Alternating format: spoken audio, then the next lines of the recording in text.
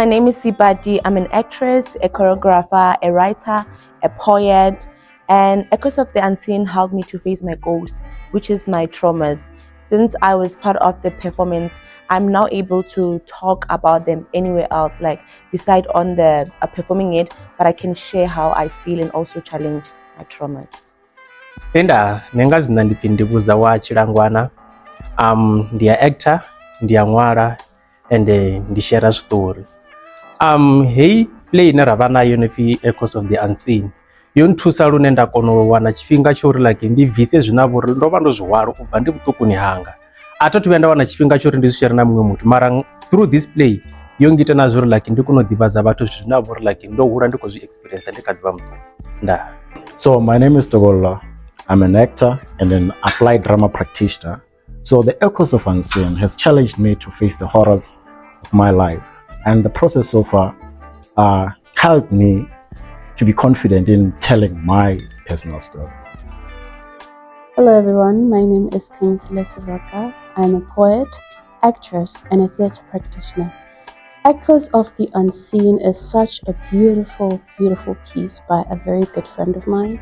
And being a part of it has really, really helped me to unlock my fears, face what I've been running away from.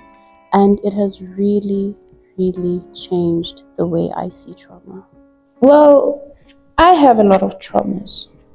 So I had to pick one because I didn't want to be all over the place.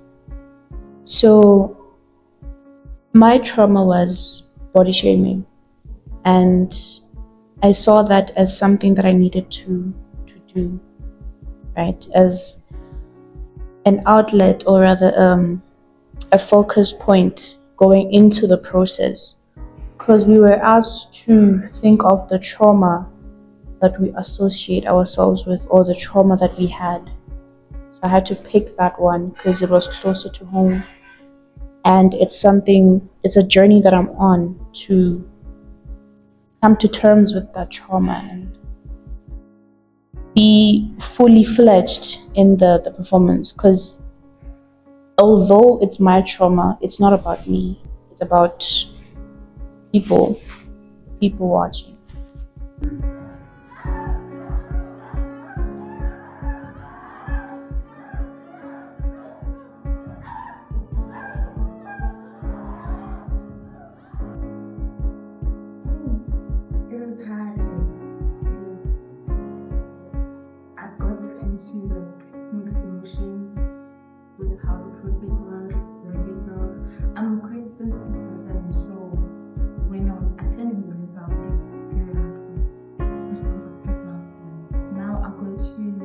To hear and see that the people who would be rehearsing, they're actually telling their personal stories, like whatever that happened to them, and some of them are relate. So yeah, it was quite a challenge, but again, I was happy that it was challenging me because I got to know how to handle those emotions.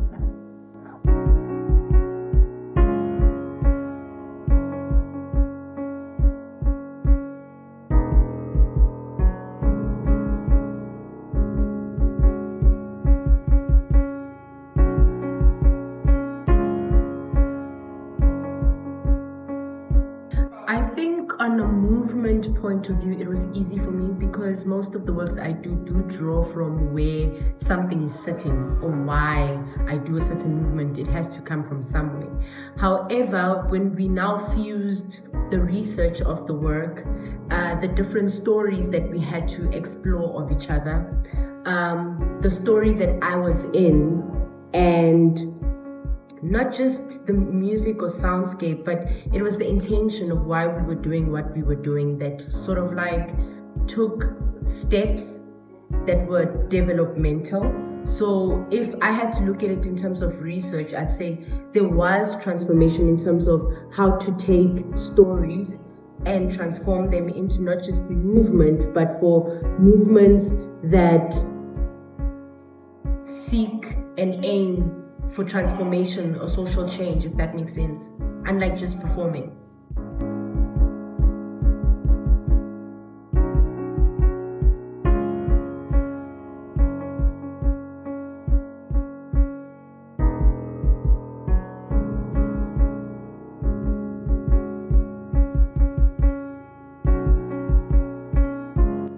honestly, that has been a very very interesting process to be involved in.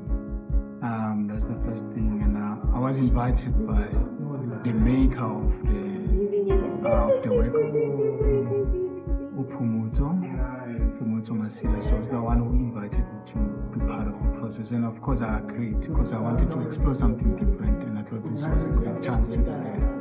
And yeah, and then going to the process, now we started to explore the concept of trauma, which is something really that I had never personally been involved in.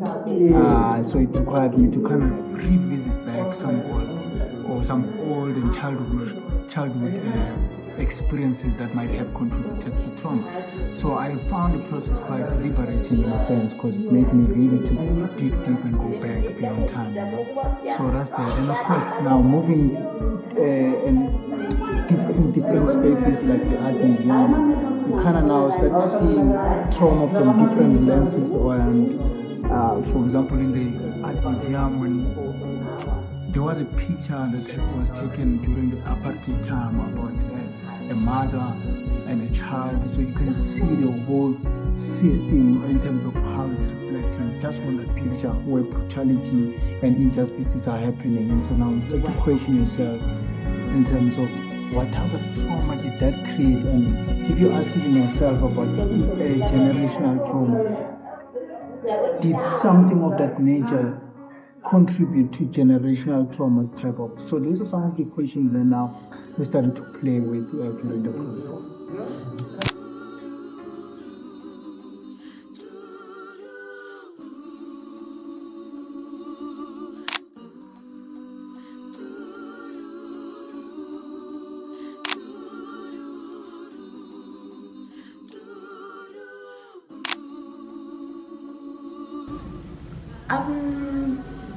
To be honest, I question what trauma looks like in movement, because when I think of, for example, viewpoints, in dance and education we explore viewpoints, and viewpoints are natural principles of movements that give you an insight or inform you to where a performer might be.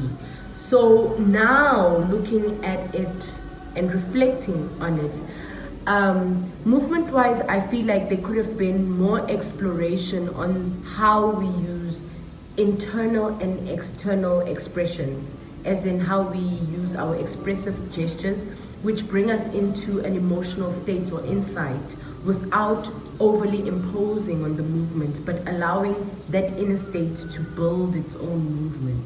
So if I had a chance to look at it or to be in it now that I've looked at it, the approach would be different, because not all trauma is loud, not all trauma shakes, not all trauma is slow, and not all trauma is aggressive. Some trauma is still.